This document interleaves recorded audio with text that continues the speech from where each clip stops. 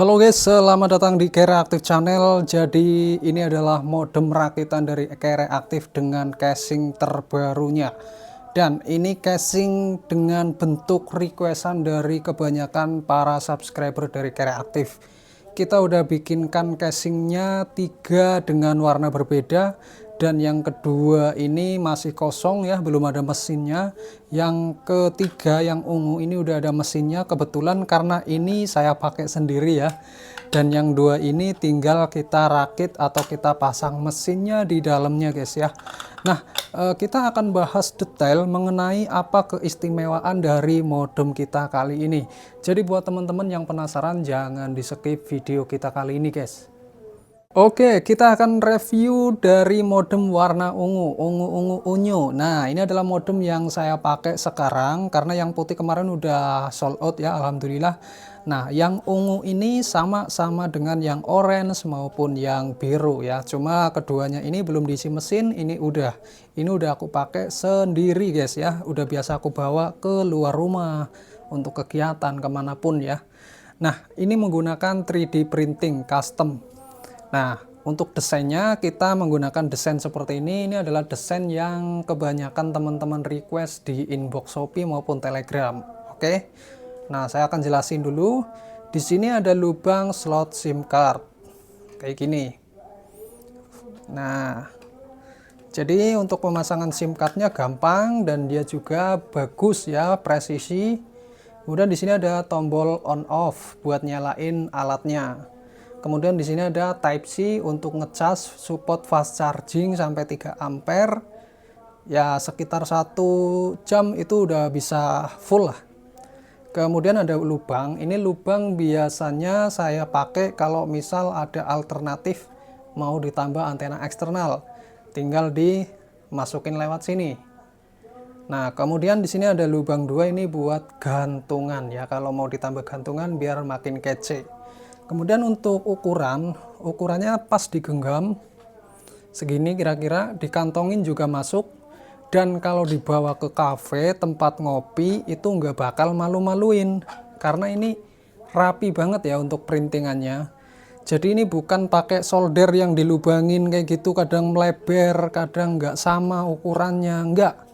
Ini pokoknya rapi banget guys, dijamin.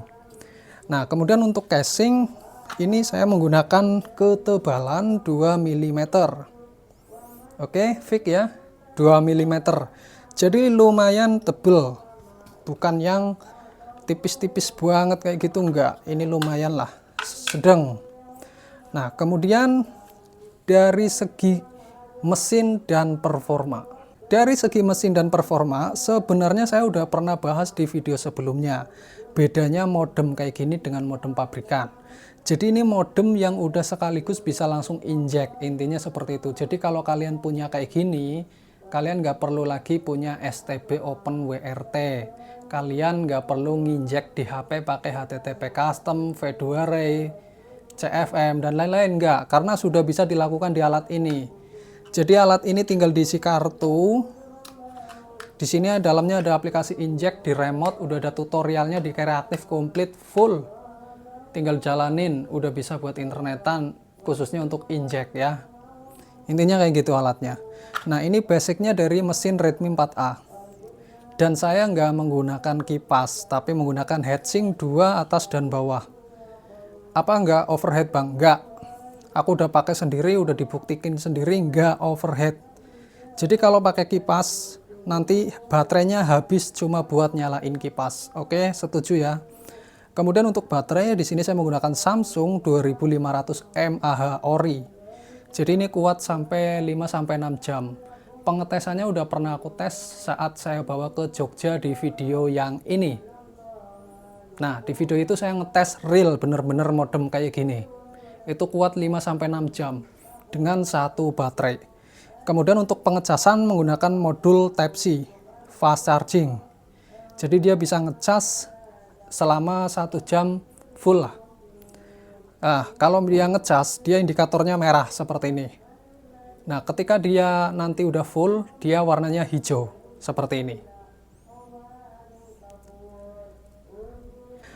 Ketika misal aku bawa ke luar rumah, tapi cuma satu baterai kan cuma kuat 5 jam misal.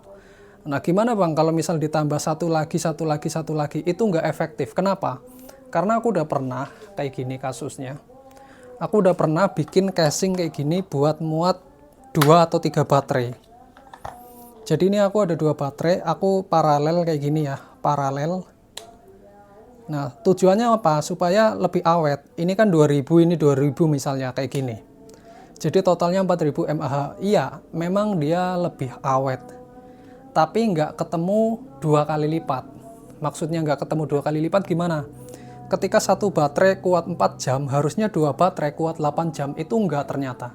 Satu baterai kuat 4 jam. Ketika pakai 2 baterai, ternyata cuma kuat 6,5 jam. Harusnya kan 8 jam. Loh, kenapa? Ternyata, kalau kita paralel baterai seperti ini, kita harus memang benar-benar cari baterai yang masih sangat bagus. Dan kalau bisa sih dikasih kayak BMS dan rangkaian, balancer, dan lain-lain kayak gitu. Karena ketika cuma dirangkai doang, nggak dikasih modul dan lain-lain, itu biasanya baterai yang kualitasnya agak jelek dia bakal lebih habis duluan, kemudian baterai yang kualitasnya lebih bagus dia bakal ngecas baterai yang jelek. Akhirnya apa? Terbuanglah energi di situ secara sia-sia. Yang harusnya buat nyuplai mesin, dia buat nyetabilin terus antara satu baterai ke satunya kayak gitu ya. Jadi makanya dari itu saya cuma pakai satu baterai kayak gini aja. Jadi cukup apa? Cukup praktis, cukup ringkes. Dikantongin masuk, baju juga masuk. Nah, ketika kita membutuhkan baterai cepat, misalnya udah ngedrop nih 0%. Nah, tinggal kalian lepas. Nah, tinggal ganti baterai seperti ini. Tinggal nyalain. Nah, solusinya kalian beli holder baterai seperti ini, harganya 4000, sama baterai kayak gini cadangan sekitar 20.000 yang ori. Beli 4 full ya, dicas full. Jadi ketika nanti dia ngedrop tinggal diganti baterai. Itu lebih cepat daripada kalian ngecas di unitnya. Nah, itu buat keadaan yang membutuhkan waktu yang sangat cepat kalau misal kita mau dipakai di outdoor. Lalu untuk pengecasannya biasanya aku di rumah menggunakan litokala. Jadi seperti ini. Nah, ini 2 baterai udah ngedrop nih. Nah, aku cas pakai litokala seperti ini. Nah, langsung 4, 1, 2, 3, 4 biasanya. Kemudian dicolok pakai DC 12 volt adaptor ya, 2 ampere. Nah, ini bakalan full selama berapa? 2 jam doang. Jadi selama 2 jam 4 baterai ini langsung full semua. Jadi 2 jam ngecas 4 baterai bisa dipakai 1 hari full. Itu lebih efektif banget guys. Daripada kalian ngecas lewat sini lama, cuma yang terisi penuh cuma 1 baterai. Mending pakai alat kayak gini, sekali ngecas bisa 4 baterai, tapi bisa langsung buat gantiin ini, alat ini. Kemudian sekarang untuk masalah injek, bang itu nginjeknya di dalam pakai aplikasi apa? Di sini pakai aplikasi V2 Ray NG.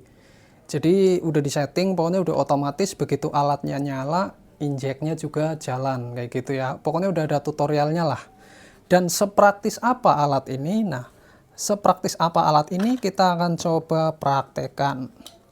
Nah guys, sekarang untuk seberapa praktis alat ini kita akan langsung contohkan. Jadi untuk alat ini pengoperasiannya seperti biasa kayak modem pada umumnya. Pertama kita tinggal pasang baterainya, ini min ya yang rata. Pasang di min seperti ini. Nah, setelah itu ini SIM cardnya pasang di sini. Oke. Kalau udah masukin seperti ini, oke. Nah, kemudian kita tutup. Nah, setelah tutup kita tekan tombol power kurang lebih 5 detik kayak kita nyalain HP ya. 1 2 3 4 5. Tunggu 1 sampai 2 menit. Nanti kita detek apakah ada WiFi baru terdeteksi. A few moments later. Nah, ya, kita udah nunggu sekitar 1 sampai 2 menit. Kita ambil HP Android. Nah, di HP Android kita akan coba detek ya. Nah, di sini ada muncul nama WiFi Sakti Kere aktif. Kita sambungkan dan udah langsung bisa dipakai internetnya. Harusnya seperti itu. Ya, disambungkan langsung bisa dipakai internetnya. Kenapa? Karena udah disetting sebelumnya ya. Jadi untuk masalah setting menyeting itu udah ada tutorial khususnya. Jadi saya praktekkan di sini untuk step by step cara menggunakan alatnya. Nah, setelah terhubung kayak gini, ini seharusnya sih udah bisa langsung dipakai buat internetan, contoh buat YouTubean, kemudian buat video call, buat WhatsAppan dan lain-lain, buat download dan lain-lain ya. Nah ya, dan ini udah pakai injek. Nah, kita cek ya,